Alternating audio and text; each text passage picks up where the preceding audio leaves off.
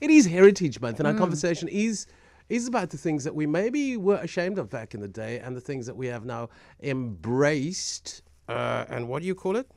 You call it wear it as a badge of honor. Badge of honor, which we may have shied away from in the past.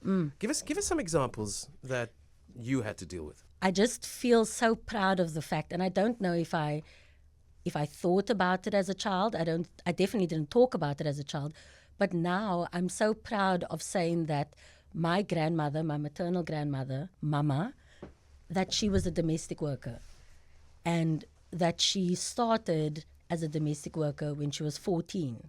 And it might be strange to say, oh, I'm proud of that fact, because you don't become a domestic worker. You don't start working at 14 unless life forces you to, unless poverty and the need to survive forces you to. But I'm proud because I know I come from the stock of women. My mama, my aunties, my mother, who didn't come from money, who didn't grow up with money, who didn't grow up with the kind of opportunities that I have, and that many of their peers had.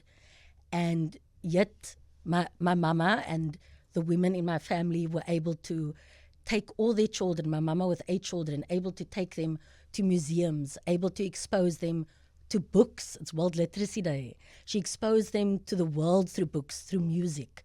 These are all children, I mean, obviously now adults, much older than I am, but all of them who, a lot of them didn't finish high school, some didn't even finish primary school, and yet you can sit down with them. They can sit down with you, Clarence, they can sit down with John, they can sit down with a professor at Africa's top university, and they can hold a conversation, and really well, because she was determined to show her children the world. From Grassy Park, from her zinc At little the age home, of 14? and yes, from the age of 14, just needing to survive, needing to do whatever it took to survive. Yeah. And she did it, and that's in me.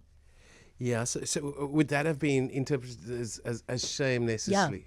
Okay, Yeah. because in relation to your peers? Yes, because I didn't know anyone else whose grandmother was a domestic worker. So I definitely didn't talk about it as a child, but now it's a thing that I'm just, if I feel weak at any point, it's the memory of that, that she did it, and she could do it, and she made it through so many more obstacles, and so many odds were stacked against her, and yet she did it. And there are women throughout my lineage that have that kind of story, and a lot of people in Cape Town, of course, have that story.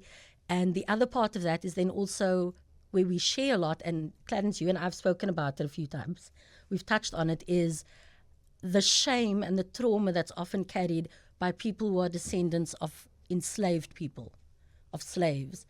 And I don't think as a child I thought about it as that, but I definitely hid parts of my ancestry and amplified others.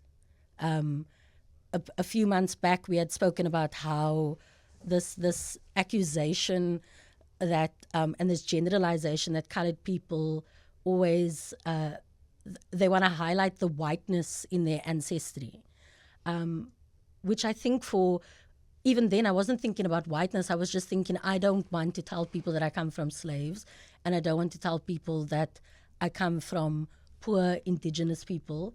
And now how can I not tell people about that? How can I not share that story?